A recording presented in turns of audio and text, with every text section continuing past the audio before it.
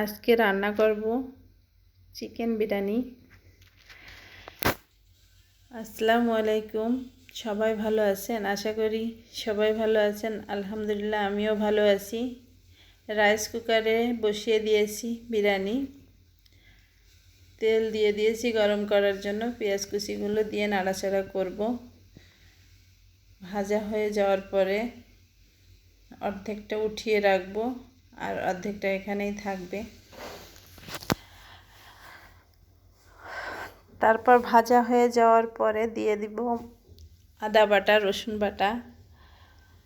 বেশ কিছুক্ষণ নাড়াচাড়া করব। নাড়াচাড়া করার পরে তারপরে দিয়ে দেব মাংস। সকালবেলা ঘুম থেকে উঠে রান্না শুরু করেছি। আপনাদের সঙ্গে বেশ কয়েকদিন হয় ভিডিও দিতে পারিনি। আমার বেবি আছে, একে নিয়ে আমার সবসময় সময় হয়ে ওঠে না।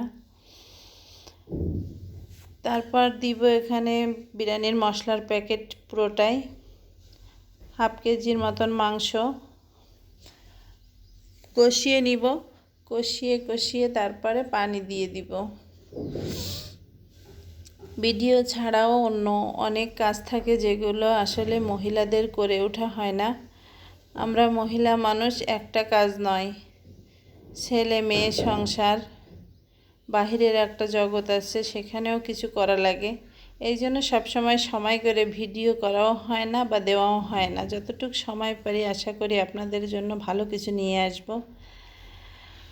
মুরগির গোশটা কষাতে দিয়েছি, তার সাথে দিয়ে দেব কয়েক টুকরো কাঁচামরিচ।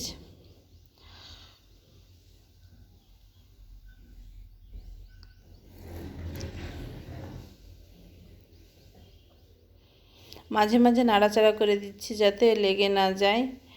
রাইস কুকারে তো আর বাড়ানোও যায় না, কমানোও যায় না, যেরকম দেখছেন ওরকমই থাকে। তারপরে ভালো করে কষানো হয়ে যাওয়ার পর দিয়ে দিব চাউলগুলো। একটু নাড়াচাড়া করে নেব চাউলগুলো। চাউল দিয়ে ভালো করে নাড়াচাড়া করবেন, না হলে লেগে যাবে নিচেই।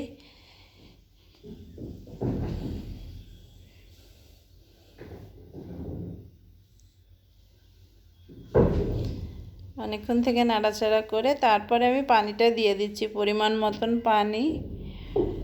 কোনো কিছু আমি মেপে দেই না, আমার হাতের আন্দাজেই পানিটা দিয়ে দেই। আর অত মাপামাপি কে করে, অত সময় আমার নাই।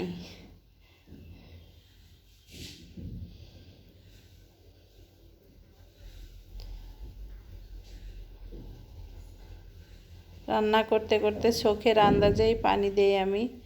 রাইস কুকারের পট আছে, ওটা দিয়ে কখনো আমি পানি মেপে দেই না। দিলেই বুঝি যে এতটুকু পানি লাগবে। রান্না করতে করতে অভ্যাস হয়ে গেছে। তারপর ঢেকে দিব। এই কিছুক্ষণ পরে উঠালাম, উঠায় দেখি হয়ে গেছে।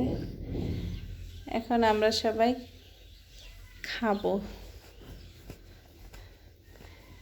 এই পরে উঠায় একটু নাড়াচাড়া করে দেবেন, না হলে লেগে যেতে পারে, বা লবণ হয়েছে কিনা সব কিছু এই সময় না দেখলে পরে আর লবণ কম হলেও দেওয়া যায় না। এই জন্য এই সময় লবণটা চেখে নেবেন, তাহলেই ভালো হবে।